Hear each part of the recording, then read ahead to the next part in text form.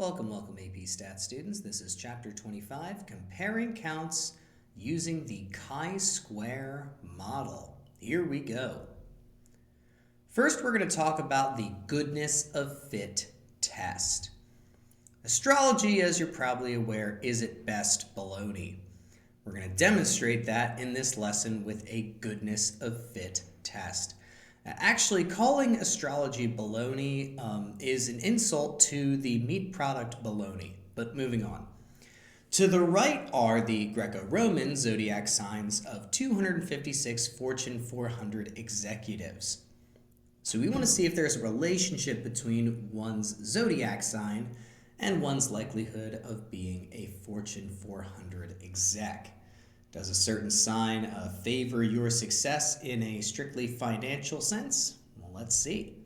We can achieve this using something called a goodness of fit test, which will introduce us to a model we have not yet used. We have used the normal model. We have used the T model. Now we're going to learn about the chi-square model.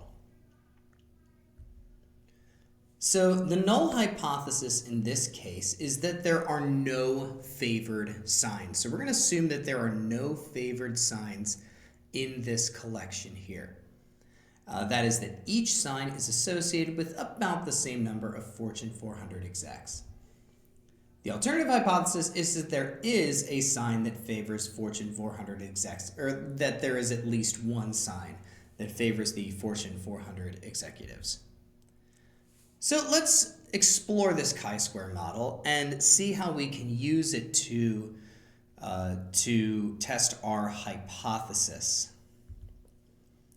So to conduct a goodness of fit test, we will need to use the chi-square model. And mind you, this is not an X, all right? You'll notice that it's written a little differently than an X, though it isn't an X shape. We call this chi-square. All right, so chi, C-H-I, is a Greek equivalent to our letter X, specifically a lowercase x in this context. Like students T, chi-square is a family of curves that adjust according to sample size, or more precisely, according to degrees of freedom. For goodness of fit, the degrees of freedom is n-1, where n is the number of categories. In other words, it's the number of astrological signs in our study. For example, a goodness of fit test to investigate the data from the prior slide would have number of months, or number of astrological signs, 12 minus 1 equals 11 degrees of freedom. Unlike T, chi-square is a right skew curve. So unlike the T model, the chi-square model is right skew. You can see all of these different chi-square models over here for small numbers of degrees of freedom. The more the degrees of freedom we have, the less skewed that it is, all right? But it is still right skew. As degrees of freedom increase, so does the mode of chi-square. So you can see for small degrees of freedom, say 3 degrees of freedom, the mode is over here. Then the mode moves to the right with 5 degrees of freedom, and then further to the right with 10 degrees of freedom. As degrees of freedom increase, the mode shifts to the right. Thus, as degrees of freedom increase, the skewness becomes less pronounced. As the mode shifts, the skewness is less pronounced, becomes less skewed. All right, so in order to test our hypotheses, we need to talk about observed versus expected counts. So in order to test for goodness of fit, we need to know the observed counts, which we just take by sampling, as well as the expected counts. And the expected counts are counts that we would expect if the null hypothesis is actually true. All right, below are the observed counts for the number of professional baseball players from 1975 to 2018, 1,478 in total, born in each month of the year, as well as the U.S. national proportion of births per month, right? So what are we going to do with this? Well, we can compute the expected counts by multiplying the proportions we expect by the total number of baseball players. So, for example, if I were to compute the expected count for the month of January, I would say we have 8% nationally are born in January, and we multiply by 1,478, and that would get us 118.24 of these players we would expect to be born in January. We do the same for February, for example. I have 7% of people about are born in February. Multiply that by 1,478, and I have 103.46. Now, I notice the expected counts are not whole numbers, which is a little strange, but it's actually rare for expected counts to be whole numbers. Usually they are decimally, fellas, because we're taking a supposed proportion relative to the whole and multiplying it by a number here. So it's not uncommon. It's actually quite common for us to get a decimally answer for an expected count. Okay, so that's how we would compute expected counts. Expected counts, of course, do not need to be whole numbers, as I've said. All right, so now that we know about observed and expected counts, observed counts are just what we get from our sampling. Expected counts are what we expect if the null hypothesis were true. Okay, so now we have some conditions and assumptions for the goodness of fit test. We have the counted data condition. First, the values of each cell of the table of observed data are counts. They should not be percentages, they should not be proportions, they should not be measurements, they need to be counts. We need to be counting things, all right? So our observed data need to be counts, all right? So the independence assumption, responses compiled into a table of observed data should be independent. How do we check that? We can check the randomization condition. The data collected should be a random sample from the population or the result of a randomized experiment. 10% condition, we're sampling less than 10% of the population. All right. Now, we have the sample size assumption. Our sample size needs to be sufficiently large, and we can check this with this is a new one, expected cell frequency condition. We expect each cell must have at least 5 individuals in its count, and we can figure out whether that's true or not by computing expected counts. All right, so just what we learned on the prior slide, we can compute expected counts for each cell, and if it is the case that there's at least 5, we have a sufficiently large sample. If not, we need to note that, and if we choose to go on with the study, we take our results with a grain of salt. All right, here we go. We're going to see if the assumptions and conditions for performing goodness of fit have been met. All right, let's get to it. So we have counted data here for our baseball players. We have month-by-month counts of baseball player births. All right, so these are definitely counts. No confusion there. All right, so independence assumption. We can assume independence, and just to absolutely make sure we can check off that box, randomization condition. This is not a truly random sample. All right. But we can take these players to be representative players past and future. I guess that's good enough for a check mark. No reason to think that these players are any different from players a couple decades prior or a couple decades in the future, right? So 10% condition, 1,478 players are less than 10% of the population of 16,804 players who have ever played Major League Baseball up to this point. Of course, more are going to play after the year 2018. More have played after the year 2018. I'm making this in the 24-25 school year. So, yeah, a lot more than 10% have played. All right, or our sample is much less than 10% of those who have played. All right.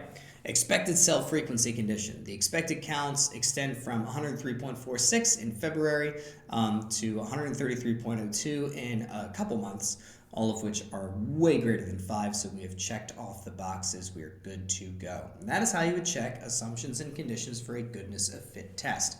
You need to do the counted data condition, check independence using randomization and 10%, and check appropriate sample size with the expected cell frequency condition. All right, now how exactly do we use the chi-square model? Now that we've checked assumptions and conditions, how exactly do we use the chi-square model? So we have, like other hypothesis tests, we have a test statistic. all right? And our test statistic for the goodness of fit test is chi-square equals this summation right here. And the summation is going to be the observed values minus the expected values squared over the expected values. All right, so we know about observed values. Those are just the values from our data, the counts from our data. Our expected counts, I showed you how to find those. Throw it in this formula and sum your results from all the cells, and you have it. So each term of the sum is called a component, all right? So the calculation for each cell is going to be a component. If the observed counts perfectly match the expected counts, then chi-square equals 0. Our test statistic would equal 0, all right? If there's no difference between what we expect and what our data give us. Now that is not going to happen. There's going to be a little bit of variation there. The null hypothesis states chi-square is close enough to 0 that we can say the data look like we expect them to look, all right? So the null hypothesis is, for our study about astrological signs, that there is no preference of sign. And if that were true, then chi-square, this test statistic, would yield a value for all the cells for all 12 months, close enough to 0 that we could say, there's not really a favored sign. If the observed counts are different than we expect, then chi-square is significantly greater than 0. And when I say significantly, I mean significantly greater than 0. The alternative hypothesis states that chi-square is significantly far from 0, or that the way we expect our data to look is not a good fit, hence goodness of fit test. All right, so here we go. Back to our baseball players. The birth month data for Major League Baseball players are appropriate for performing a chi-square test. We have concluded that using our assumptions and conditions analysis. So what are the hypotheses and what does the test show? All right, so here are our hypotheses. And we're going to be writing this a little bit differently than we used to, all right? There's a lot of shorthand going on with hypotheses before. Now we're just going to write things out longhand. The null hypothesis is that the distribution of birth month for Major League ball players is the same as that of the general population. So those distributions are going to be the same for Major League Baseball players as they are for everybody else. All right. In other words, the distribution for everyone in the population is a good fit for baseball players as well. The alternative, of course, is that the distribution of months for baseball players in the majors differs from the rest of the population. That is, the model we can use for the rest of the population is not a good fit. All right, here we go. Here are our data and compared to the national birth percentage. So we will need to compute the p-value for this chi-square test stat, and that's something that we'll need to do for the free response questions. You've probably figured out at this point that AP graders do look for a p-value and a test statistic in free response questions, so I will alert you to that when the time comes. So we're going to be entering our observed counts into L1, and we're going to enter the expected counts into L2. Then we're going to use a chi-square goodness of fit test. GOF is goodness of fit. You can find that in stat tests. And we're going to note that the chi-square is a test statistic, all right? You'll see a little chi-square on your calculator. That is the test statistic. It's useful to include on free response, possibly on the multiple choice as well. All right, so let's get to it. Let's enter some things in our calculators. So I'm in edit right now, and in list 1, I have entered the actual counts from our data. And in list 2, I've entered the corresponding expected counts. Now, how did I compute those counts? Well, if you remember, for the month of January, the national birth percent was 8%. So I said 0.08 times, and if you remember, the size of my sample was 1,478, so 1478. Oop, that's a 9, 8. And I have 118.24. Same deal with February. we see in our chart that 7% of people on average are born in February, right? So I multiply that by 1478, and I get that number. And I did that for all 12 of the months of the year. So I've entered in my data. Now I'm going to go to Stat. I'm going to go over to Tests. And I'm going to go to chi-square GOF test. It's important that you select GOF. All right, the observed is list 1. The expected is list 2. Degrees of freedom. Now I need to enter degrees of freedom, so we need to remember what the degrees of freedom are. It's the number of counts that I have minus 1. All right, so I have 12 months that I have counted. I'd take that minus 1, it's going to be 11. Now I'm going to hit calculate, and I see my chi-square value of 26.48 approximately. That is my test statistic, and my p-value of 0.005. That is a small p-value. So let's make an informed conclusion. Because of the small p-value, I reject the null hypothesis. There's evidence that birth months of Major League ball players have a different distribution from the rest of us. Let's explore this a little more. We're going to examine what are called residuals for a goodness of fit test. We've seen residuals before. There's a special way of computing them in this context. So when we reject the null hypothesis in a goodness of fit test, as we did in our last problem, we probably want to confirm which of the cells have the most unexpected counts. We do this by computing the standardized residuals for each category, the categories being months. For each cell, the standardized residual is C, which is equal to the observed value minus the expected value, divided by the square root of the expected value. That is our residual for each cell. For example, in January, my observed count was 137. My expected count is 118.24, which is 8%, that is the national birth rate in January, times the size of our sample. The denominator is the same, except I would take the square root of 118.24. And that's how I get my residual of 1.73. So how would we standardize the cell for February? Try this one on your own and pause the video, then unpause and see if you got the right answer. All right, I'll assume we're ready to continue. Correct answer is C is equal to 121. You may have had to go back in the video to find that. 121 is going to be the observed count for February. 7% of the 1,478 people we expect to be born in February. Then you make your denominator just like that, except with a square root, and that evens out to about 1.72, rounded to the nearest hundredth. All right, so that's how we get this value right here. Of course, you could have just looked at the residuals and seen it, but I wanted to make sure you could compute it correctly as well. All right, so some people suggest that school children who are the older ones in their class naturally perform better in sports and therefore get more coaching and encouragement. To see if there's evidence for this, we looked at Major League Baseball players born since 1975. A goodness of fit test found their birth months to have a distribution that's significantly different from the rest of us. The table shows the standardized residuals. This is the same table as before.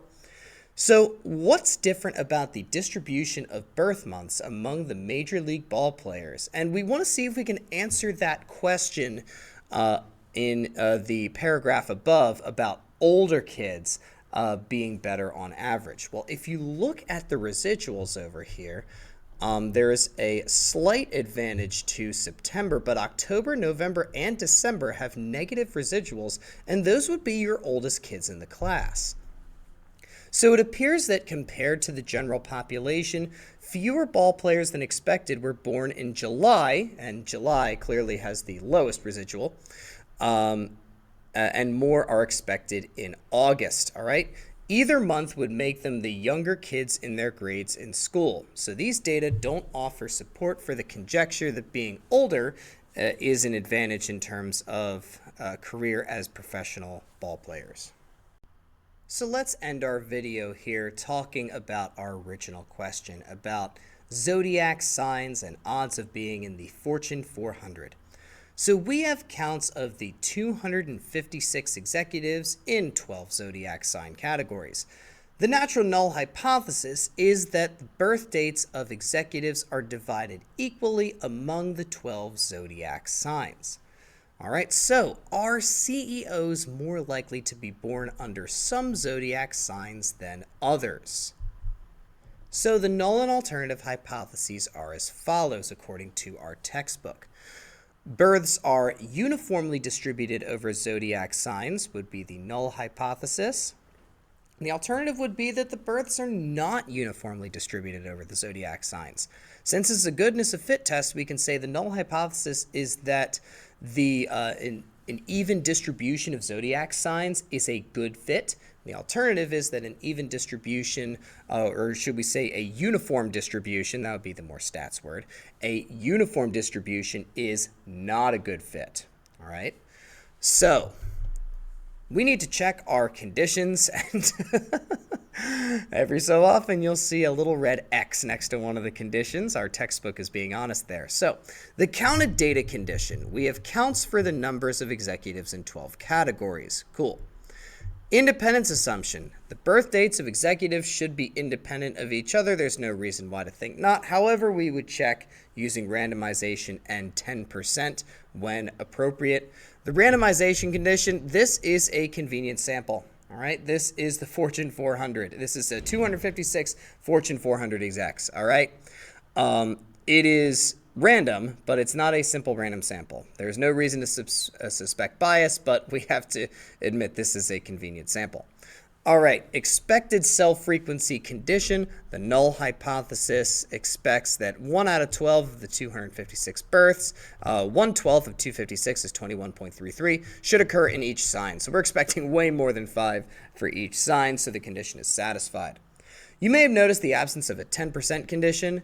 Honestly, there's no sense in checking 10%. We're only concerned with a very particular population, and we're not going to apply these results very broadly. So we take some liberties. 10% is not a huge deal here because we're dealing with a very specific part of the population.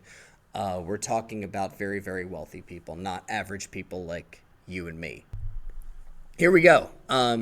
Enter the observed counts into list 1 and enter the expected counts into list 2. Then we're going to use the chi-square goodness of fit test, right? Let's get to it. So welcome back to the calculator. Here are my observed and my expected counts. I assume you don't want to type in 1 divided by 12 times 256 12 different times. So I'm going to show you a little trick. Go to second, quit. We're going to go to this main screen right here. What I'm going to do is I'm going to say 1 divided by 12 times 256. And just like we saw before, we get 21.3 repeating. Now what I'm going to do is I'm going to hit this button. This is store, S-T-O with the little arrow. Store, and I'm going to hit alpha and then go to this button which gives me letter A. Okay? And I'm going to hit enter. And now whenever I type in that little letter A, it gives me that value. So for example, I would, for this cell right here, I'd hit alpha and A, and boom, 21.3 repeating. And I can just do that rather than type out an expression each and every time. I can just hit alpha A for each one of those and plop them all right in. Okay, so now what we're going to do is familiar. We go to tests. We're going to go near the bottom is chi-square GOF test. Okay, list 1, list 2. Degrees of freedom is still going to be 11. We have 12 months of the year. And we hit calculate. And our p-value is over 90%. This is a very likely outcome. And our chi-square test statistic, that is a very small chi-square test statistic. So now we're going to do our part in putting the practice of astrology to rest. The p-value of 0.926 says if the zodiac signs of executives were in fact distributed normally, an observed chi-square value of 5.09, that is our test statistic, or higher, would occur about 93% of the time. We can just pause to acknowledge that a test statistic for a chi-square test, the odds that we get at or beyond that test statistic is the p-value. At or higher than 5.09 is the p-value, all right? This certainly is not unusual, so I failed to reject the null hypothesis. That might be the safest null hypothesis in the entire textbook, and conclude that these data show virtually no evidence that execs are more likely to have certain zodiac signs, regardless of what your superstitious friend might tell you.